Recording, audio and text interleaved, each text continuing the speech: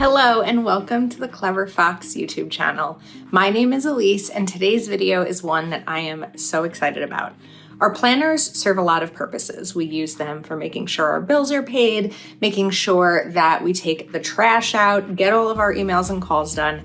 But Clever Fox planners also have an amazing feature, and that includes goal setting. I'm going to be sharing with you 3 tips today for goal setting because it doesn't come that easily to everyone. But once you watch this video, watch till the end so you don't miss anything, you will be an expert and get ready to set your goals. This is the time of year that we often take a step back from our goals because it's mid-year, it's not January, it's not New Year's resolution time, but this may be the best time as we are hitting a new season for you to set up some goals for yourself. So again, make sure that you watch this whole video, subscribe to our channel, and turn on that notification bell so you get notified each time we share a new video. Let's dive in. All right, I have my 3-month goals page open and also my mind map, and we're gonna work through each of my tips and use these as examples about how to include them in your planner. So tip number 1 is going to be specific. Sometimes when you're setting goals, it's hard to come up with a very specific goal, and when you're vague, it makes it unclear whether or not you've reached that goal. So we're going to be specific with 5 goals here, and I'm gonna choose different life categories. So goal number 1 is going to be, I'm going to write health. And the specific goal here is reach my goal weight and exercise 3 times per week. The why I want it is to have better overall health and feel more confident. And the reward if achieved is honestly going to be that, to have better overall health and feel more confident. So that is a very specific goal. I'll know when I reach my goal weight and I will know if I exercised 3 times per week. The next goal that we're going to be specific about is work. And this is like a business and career type of goal. And this one is going to be shift to a part-time schedule. The why I want it is for more balance and opportunities for growth. Reward if achieved is a happier life, hopefully. I am happy, I do have a happy life, but right now I'm balancing a lot and it's tough. Okay, but again, a specific goal. I'll know whether or not I've shifted to a part-time work schedule or not. The next one we're going to look at is goal number 3, which is going to be relationship. And this one may seem a little bit strange when I talk about the specific part of this, but I'm going to write get engaged. It's something that my boyfriend and I have talked about and is something that we want to happen this year, but we have a few other steps that need to be taken before we get there. But obviously I will know once I'm engaged. And I think that at our ages, I'm almost 38, he's 39. Those steps are things that we talk more about versus coming as like a full surprise because we know what we want our future to hold. So, but I'm also going to write and nurture our relationship. The why I want it is for our future, and the reward if achieved is we'll be planning a wedding. Another thing to plan. Okay, goal number 4 is financial. Financial goals are really important to me. I think this green may be a little bit difficult to see on camera, but let's see. I have another green pen that might be a little bit darker. Let's see if this helps. Yep, that one's a little bit darker. Okay, save 1 year of bills. The why I want it is to be prepared for I go part-time. And the reward if achieved here is financial security. There's many people who leave their job or shift to a different work schedule without having a year of bills saved up, and that's fine if that's what works for them. For me, in my financial situation, I would only be comfortable cutting back on my salary, which is what going part-time will do, if I have a year of bills saved in the bank account. And that feels solid to me. Like that feels good. Goal number 5 is going to be personal development. And this one's like a little bit fun, but with how this year has been going, it also requires dedication. And my goal is to read 52 books a year, which really is like 1 book per week. And I find that really manageable. I actually haven't kept up with it as much. In January, I read a lot of books. And then in March and April, it kind of stepped back a little bit. And what I'm finding is that the extra ones I read in January are helping, so that even though I'm not actually always reading 1 book per week, I'm not falling back on my overall goal.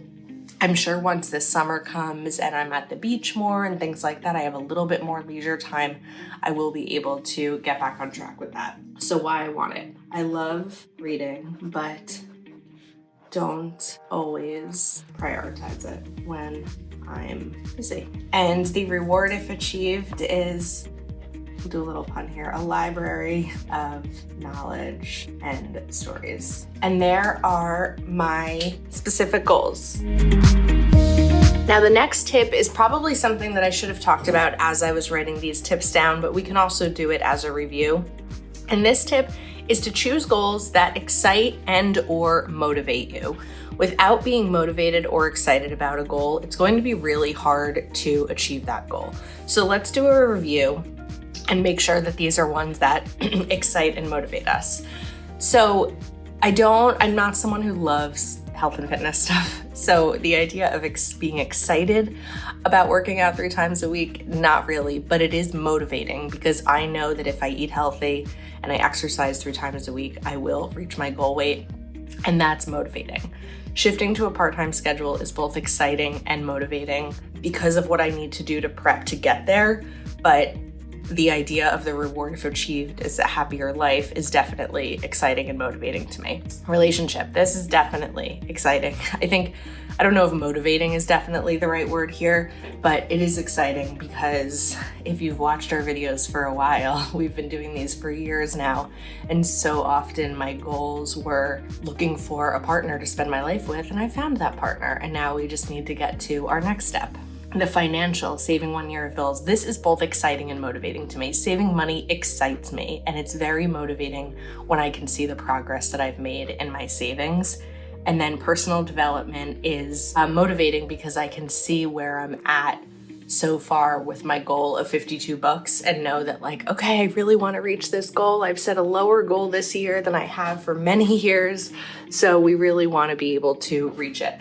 So tip number 2 is to choose goals that excite and motivate you.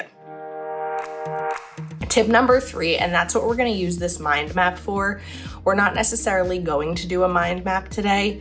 If you want to see other videos where we have done mind maps, check out my quarterly goal setting videos because we have a lot of those, but we're going to use this page as sort of a brainstorm for goal number 3, which is going to be to set a deadline and track progress. So let's get back to my pens here. And for health, we're going to write deadline, and I'm going to set a deadline here of July 14th, which is my birthday, because I feel like that's how many weeks away? About 10 weeks away. So what we're going to do here is write start weight, end weight. And if we're estimating about 10 weeks away, what I'm going to do here is create trackers. So we're going to make 30 boxes because if the goal is 3 times per week, that would be 30 workouts. And this way I can check them off. There's a lot of different ways to track habits in your planner, but as an overall goal to track, this is something that's pretty concrete and doable. 1, 2, 3, 4, 5, 6, 7, 8, 9, and 10. So we have my deadline and we have a way to track it. Now we have work. Deadline is May 19th, which is soon. And aside from the financial part, which needs to be done before I shift to this, there are other things that need to happen. So I'm actually just going to create some actionable items here. Confirm schedule, train team members, build new systems, and set client calendar. And those are different things that I'll need to do to get to this deadline and be able to shift to part-time. Relationship.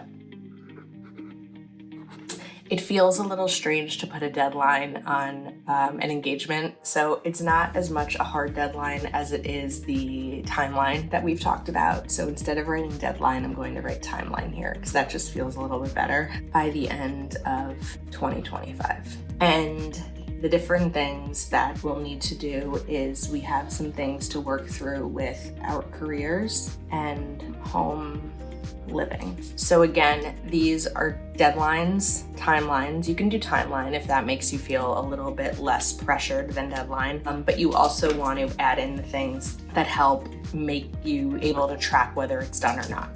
Now we have financial. Deadline is going to be the same as the work deadline, which is May 19th, and look at my savings and see how much is left to reach my goal. Let's do a checkbox here and a checkbox here. Add to saving with each paycheck. Because this is something that I've been working on for a while, I have I've set aside money from each paycheck to put directly into savings before I budget for anything else, and that really helps. Okay, next up, so we have our deadline here, right? Now we're going to go to personal development. And this one's a little bit lighter because it's not as serious of a goal, but it's one that's important to me, which I think is important to do, is add goals, again, that excite and motivate you. And this is reading 52 books per year, so the deadline is going to be the end of the year. And then one of the things that I think would help me make more progress on this goal than I have been making lately is to choose one book per month that was recommended to me. Sometimes when I'm choosing books, I just see what's free, what's available for my library, and then I'm not as invested in it because it's just oh, this book was here. But I feel like if I'm choosing recommended books, that's going to be really helpful to get me to reach that goal.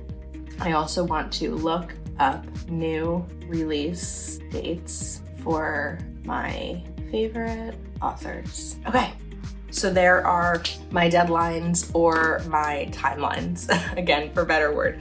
So to recap, our 3 tips for goal setting in your planner is tip number 1, to be specific. Tip number 2, choose goals that excite and or motivate you. And tip number 3 is to set a deadline and track your progress. If you take these 3 tips, even just into one category of goal setting, it really should help you break any barriers that you are struggling with when it comes to goal setting. So hopefully you found this video helpful. You can pick up this planner over at cleverfoxplanner.com. If you're not yet subscribed to our channel, please go ahead and click that subscribe button. Also, make sure you have notifications turned on so you get notified when we share new videos. Thank you so much for watching and for your support. We hope you enjoyed, and we'll see you next time.